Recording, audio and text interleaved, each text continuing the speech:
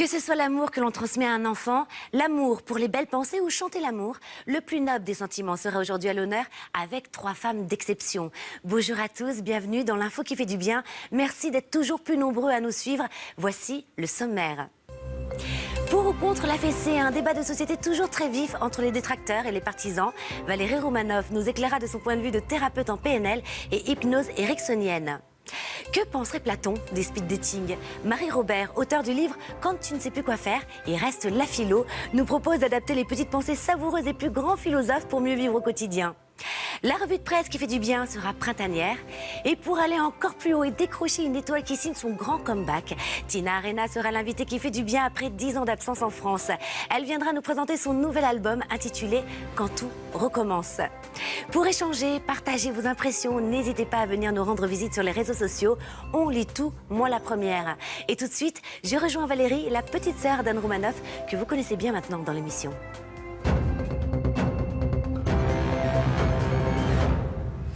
Valérie Romanoff, bonjour. Bonjour. Alors vous êtes thérapeute en hypnose ericksonienne et PNL.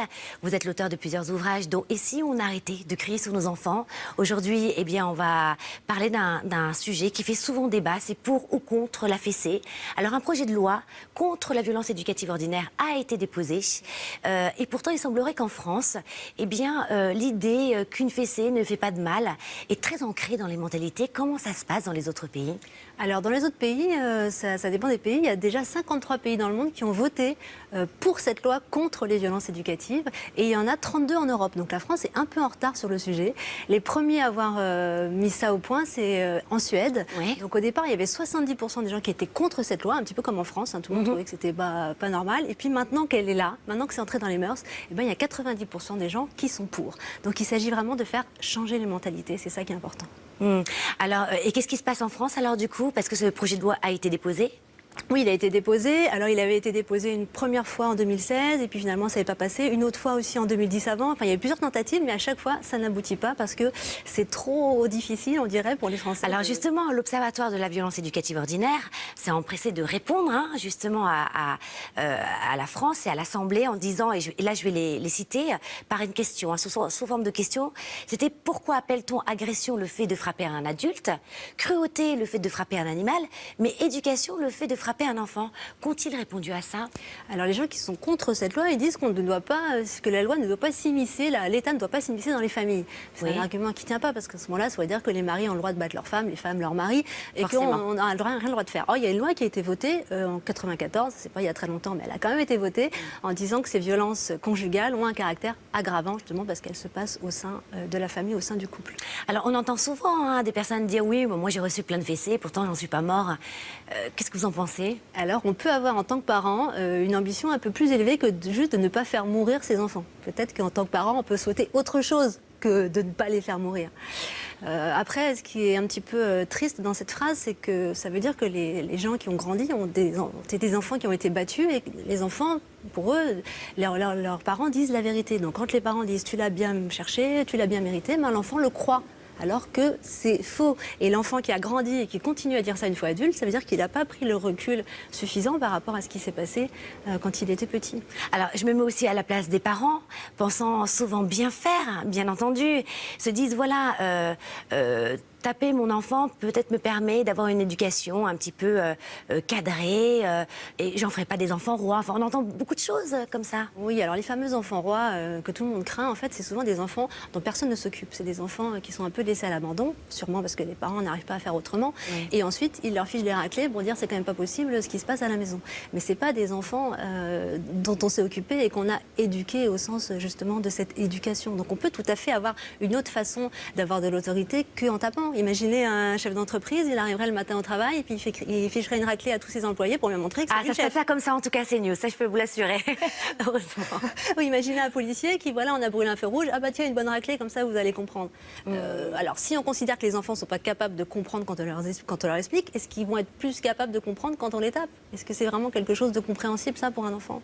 Vous êtes en train de dire en fait finalement que la formule violence éducative est antinomique. Complètement. D'accoler bonne et fessée ou violence et éducation, c'est des choses qui n'ont pas de sens en fait, parce que la violence n'éduque pas. La violence, elle apprend à avoir mal, elle apprend à avoir peur, elle apprend à taper, parce que les enfants, ils réagissent avec des neurones miroirs comme les adultes d'ailleurs, donc quand ils voient des parents qui tapent, eh ben, ils vont, eux, se mettre à taper. Ce qu'il faut savoir, c'est qu'un parent, quand il tape, il est débordé par une émotion. C'est parce qu'il n'en peut plus, il est fatigué, il a tout, c'est trop, alors il ne sait pas quoi faire et il tape. Donc à ce moment-là, ok, mais ce n'est pas éducatif. Qu'on ne vienne pas dire après, oui, mais c'est l'éducation. C'est un débordement d'émotions qui n'a pas été contrôlé. Ou alors, si le parent, il est en contrôle, il est calme, il a réfléchi et qu'il tape sciemment son enfant sans aucune émotion, à ce moment-là, ça se rapproche plutôt du psychopathe. Parce que c'est les psychopathes qui peuvent faire mal aux autres sans émotion. Donc dans un cas comme dans l'autre, ce n'est pas éducatif du tout.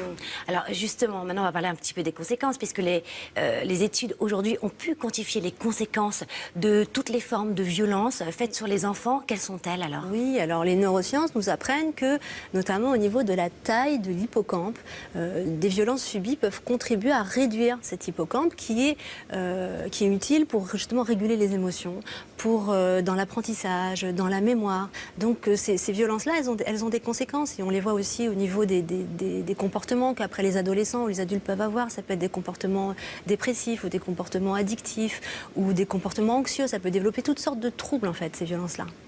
Et comment l'expliquez-vous alors?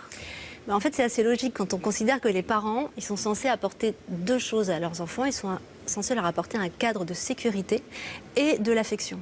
Donc si la personne qui est censée vous protéger dans le monde, qui est censée vous apporter de la sécurité, elle vous tape, à ce moment-là, en qui on peut avoir confiance? À ce moment-là, on ne peut plus avoir confiance en personne. Donc on peut développer ces fameux troubles anxieux, ces crises de panique, ces crises d'angoisse, ce côté de dire je suis stressée, d'un rien m'angoisse. Pourquoi? Parce qu'on n'a pas eu cette sécurité-là, qui est essentielle. Et c'est le rôle des parents d'apporter cette sécurité-là.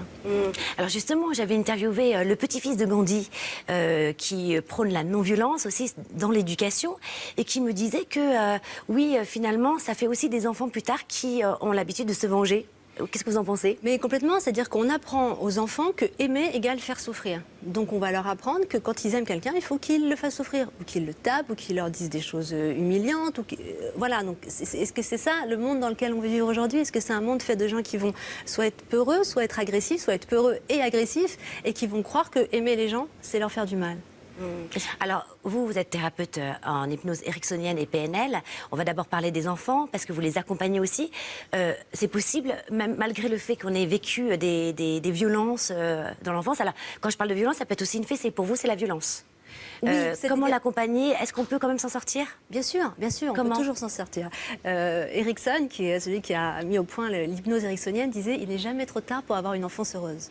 Donc c'est une jolie phrase, mais qui est aussi tout à fait vraie. C'est-à-dire qu'on peut, quoi qu'on ait vécu, s'en sortir. Bien sûr, on peut améliorer les choses, on peut changer d'idée sur le monde, considérer que le monde est beaucoup plus sécurisant que ce qu'on croyait. On peut complètement, tout à fait, se remettre de tout ça. Et j'imagine qu'il y a des parents aussi qui se sentent un petit peu démunis parfois aussi. Mais complètement.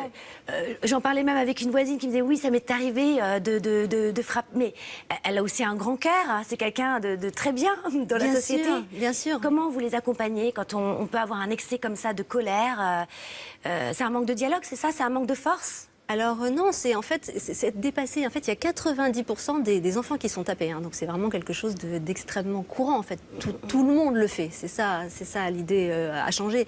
Donc quand un parent comme ça, il est dépassé par son émotion, l'idée c'est justement de pouvoir réussir à se calmer, de pouvoir justement faire quelque chose pour calmer ses propres traumatismes d'enfance. Parce que souvent un enfant, il vient réveiller les traumatismes qu'on a eu enfant. Et c'est ça qui est insupportable pour le parent. Et c'est pour ça que souvent il tape. Parce qu'un cri d'enfant, ça peut être quelque chose d'insupportable à écouter, à supporter.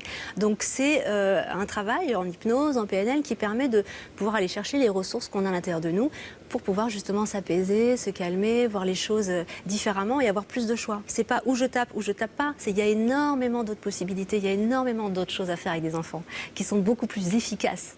que la violence, que les cris, que les tapes, que tout ça. C'est beaucoup plus efficace, les autres méthodes. Et donc, du coup, quel est le travail que vous faites sur les parents quand on vient vous voir? Déjà, il faut avoir le courage de venir vous voir quand on a cette tendance à vouloir frapper notre enfant. Oui, mais il y a beaucoup de parents en fait qui frappent et qui savent que c'est pas ce qu'il faut faire, mais ils savent pas faire autrement. Donc l'hypnose, ce que ça fait, c'est que ça apporte du choix, ça apporte d'autres perspectives, d'autres possibilités. C'est-à-dire qu'on a en nous énormément de possibilités, énormément de capacités qu'on n'utilise pas parce qu'on ne sait pas qu'on les a. Donc l'idée, c'est de pouvoir faire appel à toutes ces capacités qu'on a et pouvoir ensuite les utiliser. Et donc un parent comme ça qui est débordé, qui en peut plus, il va pouvoir trouver à l'intérieur de lui les solutions qui lui conviennent. Et vous avez des résultats en combien de temps si on vient faire des séances? Oh, c'est rapide. L'hypnose, c'est Ah une oui. thérapie brève. Oui, oui. Donc, on part en général de 1 à 10 séances, mais ça c'est peut être... formidable. Ah oui, oui, oui. Donc la paix peut arriver très vite finalement. La paix peut arriver très vite. Elle arrive quand même par l'éducation. Exactement. Valérie Romanoff, merci d'être venue nous éclairer, toujours avec vos messages pleins d'amour. Alors, je représente votre livre, hein, c'est « Et si on arrêtait de crier sur nos enfants ?» Et puis, vous avez un blog, si on veut en savoir plus sur vous, c'est drôledemaman.com, ça vous va bien d'ailleurs. Merci. Merci d'être venu, on se revoit très prochainement pour un autre sujet. Avec grand plaisir. À bientôt. Et tout de suite, c'est la philo qui fait du bien. Merci beaucoup. Marie-Robert, bonjour. Bonjour. Alors, vous êtes enseignante en philosophie et français. Vous avez créé votre propre école maternelle et primaire inspirée de la méthode Montessori. Et vous venez nous présenter votre livre « Quand tu ne sais plus quoi faire, eh bien, il reste la philo ». Alors, le bien, il est de moi. Il n'est pas dans le titre. Mais c'est pas mal, ça insiste. Où finalement, vous nous invitez à s'inspirer des plus grands philosophes comme Kant, Spinoza, pour surmonter certaines situations dans le quotidien et parfois éviter la crise de larmes. Ou de mer, hein, n'est-ce pas? Ou du moins, alors, voilà. Apporter un autre éclairage, tout à fait. Alors, vous nous dites d'ailleurs dans votre livre, hein, et si Nietzsche avait pu envoyer des textos, qu'est-ce qu'il aurait dit aujourd'hui? Et si Aristote était en soirée, est-ce qu'il aurait repris un autre verre de vodka? Alors, toutes les réponses, on les trouve dans votre livre, qui est plein d'humour, et qui nous montre finalement comme les pensées de ces philosophes sont contemporaines. Qu'est-ce qui vous a donné envie d'écrire ce livre? Alors, que j'ai beaucoup aimé. Ah, merci beaucoup, ça me touche beaucoup. Alors, le point de départ, effectivement, est plutôt drôle, puisque moi-même, je me retrouvais chez Ikea, submergée par les rayons, par toutes ces dépenses, en ayant acheté des serviettes en papier au lieu d'acheter une commode. Et donc, je me suis retrouvée en larmes, au rayon libre-service. Et là, je me suis dit, il faut que je me réancre, il faut que je m'apaise. C'est une bonne pub, ça, pour Ikea. Il faut que je me réancre, il faut que je m'apaise. Et donc, c'est là où Spinoza m'est apparu. Et c'est vrai que ça a été l'idée du premier chapitre. C'est-à-dire de dire, voilà, on ne va pas éviter les crises, mais quel éclairage on peut apporter dessus. Donc, et qu'est-ce qui vous a fait du bien quand vous avez pensé à ce philosophe, quand vous étiez justement dans ce grand magasin? En fait, ça m'a permis de prendre un recul nécessaire. C'est-à-dire de pas d'avoir sur la situation un regard nouveau. De me dire, OK, en fait, comprendre ce qui m'arrive. Et du coup, effectivement, à travers une notion de philo, de mettre la juste distance pour me calmer, m'apaiser et finalement me faire du bien et pouvoir continuer mes courses. Donc oui, il nous aide à la méditation finalement. Exactement, c'est presque ça, tout à fait. Alors vous revenez sur un sentiment qu'on connaît très bien dans la société occidentale, c'est le dépassement de soi qui finalement peut nous entraîner dans un tourbillon d'angoisse, de stress, de panique, peur de ne pas arriver à la ligne d'arrivée. Et là, vous citez Nietzsche, qui revient sur le nihilisme. Alors, ça a été un terme quand même qui a été beaucoup galvaudé, mais pas pour ce penseur allemand. Tout à fait, parce qu'il nous propose une distinction, justement. Le nihilisme a une connotation plutôt négative, puisque c'est tout d'un coup, il n'y a plus rien, il n'y a plus de valeur. Et là, Nietzsche propose une distinction entre le nihilisme passif et le nihilisme actif. Alors, effectivement, le nihilisme passif, c'est rester sur son canapé en se disant que la vie est foutue et que tout est nul. Le nihilisme actif, c'est dire, OK, je vais refonder mes propres valeurs. Et donc, c'est là où le dépassement de soi devient intéressant, parce qu'il n'est pas juste je me mets la pression, mais il est je définis des objectifs pour que moi, je me dépasse et je devienne un surhomme. Sans une connotation négative, mais avec juste l'idée qu'on est allé au-delà de soi-même et qu'on est fier de soi. Alors, vous citez également Platon, qui fait de la quête de l'amour une véritable ambition légitime, parce que pour lui, il part du principe que tout le monde sur cette terre a une âme sœur, quelque part, qui l'attend. Alors, je trouve ça très beau. Moi, ça me fait rêver, hein, personnellement. Mais est-ce que c'est bon d'y croire? Parce que on pourrait reprendre Épicure. Est-ce que penser tout le temps que l'herbe est toujours plus verte ailleurs? Alors, vous voyez ce que je veux dire? Effectivement, bien sûr que Platon légitime en fait l'espérance, légitime cette quête où quelqu'un, quelque part, une moitié nous attend. Alors effectivement, on pourrait trouver ça assez dur à vivre, mais en même temps, c'est aussi l'idée que quelque part, on a la juste raison en fait de se faire confiance, de patienter, d'attendre et d'attendre cette personne. Et souvent on va nous dire bah abandonne, laisse tomber. C'est magnifique quelqu'un qui nous dit de ne pas nous résigner. Donc si l'espoir fait vivre, c'est qu'il nous fait du bien aussi. C'est très beau. Mais alors Platon aurait dit oui à des speed dating par exemple? Oui. Est-ce que c'est pas antinomique quand même? Est-ce qu'on... Alors, bien sûr, faut éviter la consommation, parce ça. que la consommation peut devenir toxique pour soi-même et se donner un sentiment de perte. Donc, sans doute pas forcément le speed dating, mais en tout cas, inciter à la rencontre. Parce que tant qu'on ne sait pas, tant qu'on n'a pas rencontré, on ne peut pas savoir si l'autre est notre moitié. Alors, vous commencez votre livre en citant Spinoza, c'est votre chouchou? Effectivement, j'ai une petite préférence pour Spinoza. Comme Frédéric Lenoir, que j'avais reçu d'ailleurs. Voilà. J'adore Spinoza. En fait, je pense qu'il plaît beaucoup aux philosophes parce que disons que c'est un des rares philosophes qui propose une véritable éthique de la joie. Il fait de la joie non pas quelque chose de superflu et quelque chose qui serait le contraire du sérieux, mais au contraire, il en fait le concept un des plus importants de la vie, puisque c'est ce qui nous guide. C'est l'élan qui nous pousse en fait au quotidien à nous lever le matin. Alors justement, parce que vous incarnez très bien la joie, hein. Mais Merci. alors, ça se travaille comment? Comment on peut s'imprégner des paroles de Spinoza, de cette philosophie, pour trouver cette joie au quotidien? Parce qu'on est quand même dans une société pas très facile. Non, et justement, je pense que ce qui est très joli dans la philosophie, c'est d'accepter que la vie est difficile et du coup avoir un peu plus d'indulgence à l'égard de soi-même. Et ça, je pense que c'est essentiel et c'est pour ça que plus que jamais, j'ai envie qu'on remette la philosophie sur le devant. C'est pas la promesse que tout va se résoudre, bien au contraire. C'est juste de se dire, ayons un peu confiance en nous-mêmes, en nos intuitions, en notre pensée, pour mettre un peu de distance et regarder les choses avec un peu plus d'apaisement. Donc ça se travaille, la joie? Bien sûr, ça se travaille. Comment? Et ça se travaille, je pense, en ayant vraiment, en arrivant à avoir une perception. C'est-à-dire en mettant à l'écart les choses qui nous embêtent, en mettant à l'écart les choses toxiques et en se réancrant soi-même dans sa pensée, son intuition. Et pour ça, les philosophes sont formidables parce que, justement, ils nous proposent de faire confiance à ce qu'on a de plus beau, c'est-à-dire notre cerveau. Écoutez, Marie-Robert, vous êtes lumineuse, un vrai soleil. Merci d'être venue nous voir. Alors, Merci je présente à nouveau infiniment. votre livre. Quand, parce que c'est un jeu de mots, quand tu ne sais plus quoi faire, il reste la philo. Merci, à très bientôt, j'espère. Merci Et infiniment. tout de suite, c'est la revue de presse qui fait du bien. Merci infiniment. Merci. Super. Comment accueillir et optimiser la saison du printemps? C'est ce que la revue Eder nous propose ce mois-ci. Car si le printemps est associé au renouveau et à la vitalité, le réveil de la nature et l'allongement des journées obligent le métabolisme de l'organisme à s'adapter rapidement à l'augmentation de la durée d'ensoleillement. Résultat, une personne sur deux se sent plus fatiguée. Comment retrouver une vitalité florissante? Tout simplement avec quelques exercices recommandés dans ce même article qui vous aidera à vous reconnecter le plus possible avec la nature. Le magazine Simple Things revient sur de nombreux travaux sur le sommeil publiés ces dernières années. La conclusion est sans appel. Ceux qui passent une bonne nuit de sommeil sont plus en forme, plus heureux et vivent plus longtemps que ceux en manque de sommeil. Toujours, selon certaines études, dormir moins de 6 heures par nuit accroît la tension artérielle, le risque de crise cardiaque et d'AVC et peut également favoriser le diabète, la prise de poids ou encore affaiblir notre système immunitaire.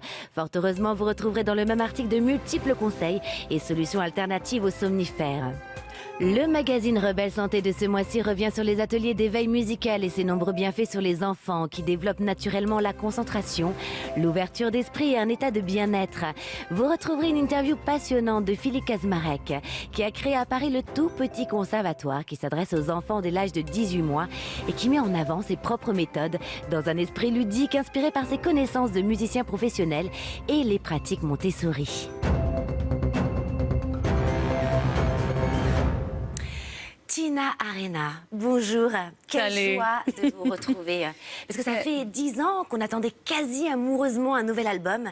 Et ça y est, il est arrivé. Oui. Il s'appelle Quand tout recommence. Le titre de votre premier single, c'est Tant que tu es là. Alors que vous nous avez quand même faussé compagnie pendant 10 ans. C'est un peu exagéré, non, comme titre de chanson? Moi, je crois que c'est quand même, ouais, c'est apte, c'est non, ouais. En C'est même comme temps, ça. je Donc, plaisantais, parce que cela dit, vous parlez dans votre chanson, c'est de l'importance des gens qu'on aime et du soutien qu'on peut avoir autour de soi. Alors, vous n'avez pas peur de ce grand comeback, là, en France, après 10 ans? mais déjà, le terme comeback, je n'ai jamais parti, en fait. Ouais, c'est ça. C'est ça, ce sont des termes que la média emploie pour peut-être nous faire exister. Moi, j'ai toujours existé. C'est pas vraiment un comeback. Pendant 10 ans, j'ai pas arrêté de bosser. Oui. J'ai voyagé un peu partout. J'ai fait 5 disques en anglais. 5 tournées. Entre-temps, j'ai essayé d'élever mon fils, de voir une espèce de vie, de ne me pas faire bouffer par ce milieu qui aujourd'hui devient, ça peut être assez limite. J'ai besoin de recul, j'ai besoin de temps pour moi, pour réfléchir, pour vivre, pour pouvoir raconter des choses. Alors, on parle de comeback parce qu'en fait, on attendait aussi un album en français. Donc là, c'est tout nouveau, ça fait quand même 10 ans. Donc, on est quand même très, très heureux de vous recevoir. Mais c'est gentil. Vous avez de la magie parce qu'on peut revenir quand même sur votre carrière. Vous avez 40 ans de carrière parce que je ne sais pas si les téléspectateurs le savent. Non. Mais vous avez commencé à l'âge de 8 ans Oui. dans une émission de télé qui a cartonné. Vous étiez regardé par 8 millions déjà de téléspectateurs à l'époque, à 8 ans. Et vous avez quand même fait une chanson pour Disney, ça fait rêver. Votre vie a été un conte de fées finalement. Hein. Oui, c'est vraiment, ça a été une conte de fées où à la fin du truc, j'ai pas pété les plombs en fait. Et ça, c'est quelque chose qui me rend très très fière en fait. Très fière de pouvoir avoir vécu 40 ans, j'ai tout vu, et j'ai eu la chance de faire quelque chose que j'aime. Les rencontres, les expériences, les collaborations artistiques, les endroits dans le monde entier où j'ai eu la possibilité de visiter, de chanter, de partager. Et 10 millions d'albums vendus dans le monde. Alors, quelle est la clé justement pour garder cette sagesse, de rester humble, de rester aussi intemporel parce que vous incarnez, je trouve, une beauté toujours aussi intemporelle. C'est une très, l'art très, de très... vivre. Hein. C'est l'art de vivre. C'est aussi, j'étais jamais séduit par le fantasme de mon milieu. En fait, il y a tellement de choses, il y a tellement d'injustices derrière dans le business de mon milieu, en fait, qui me rend très, très triste.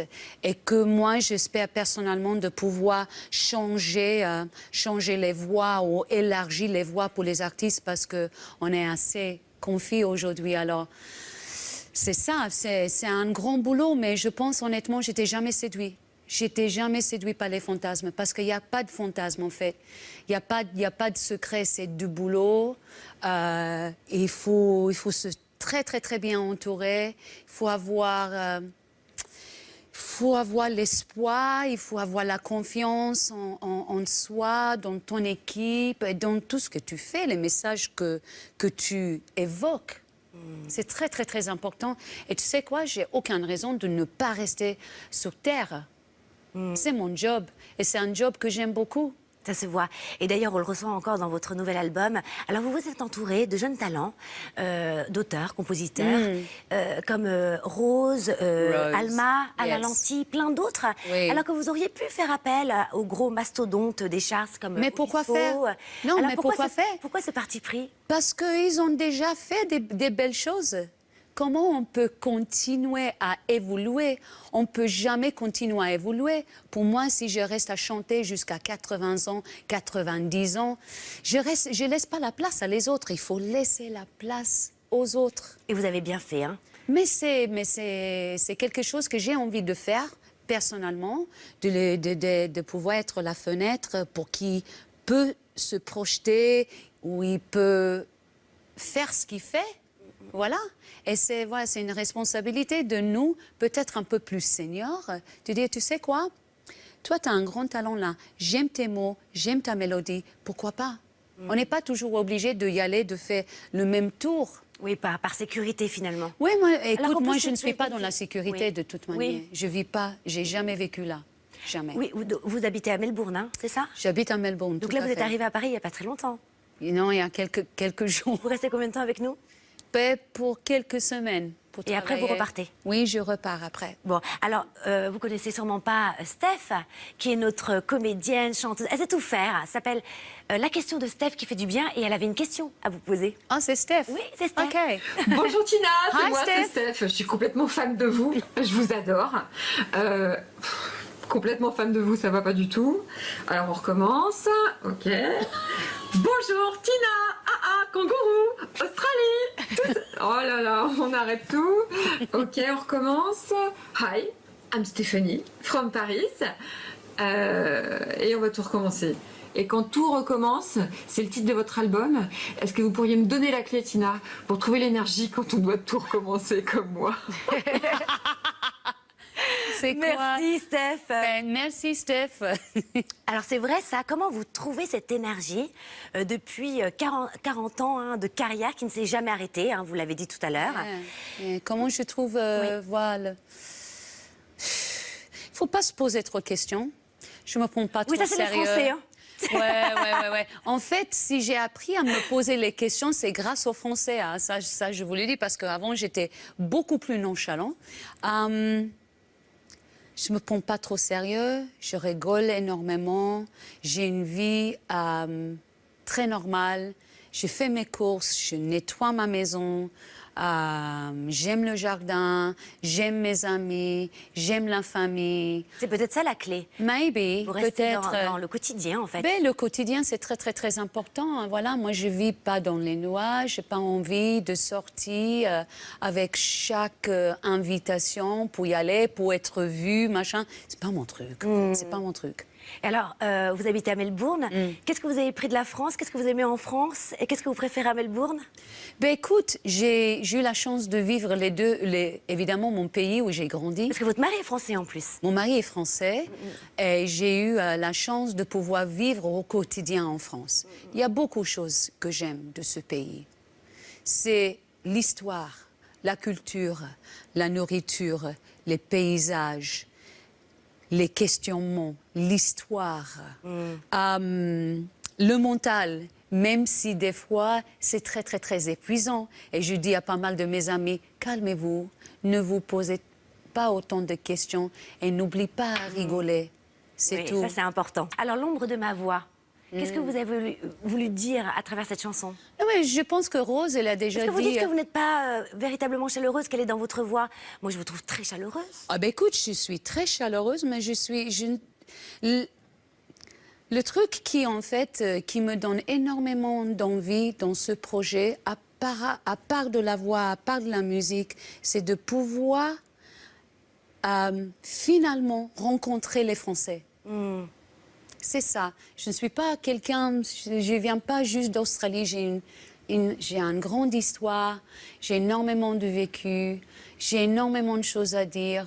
Ce disque me permet à dire ces choses.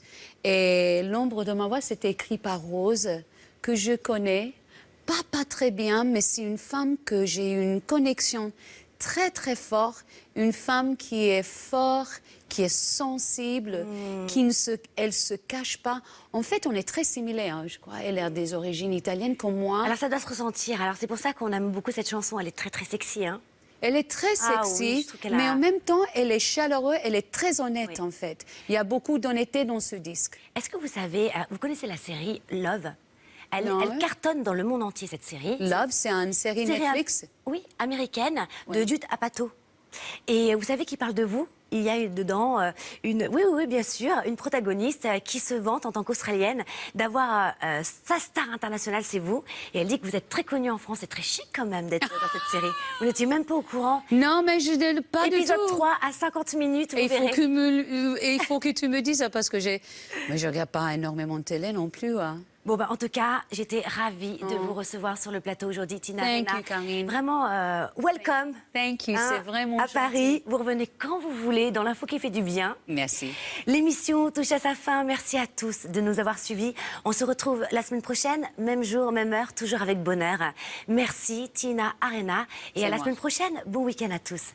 Merci beaucoup. Bon week-end. Ouais.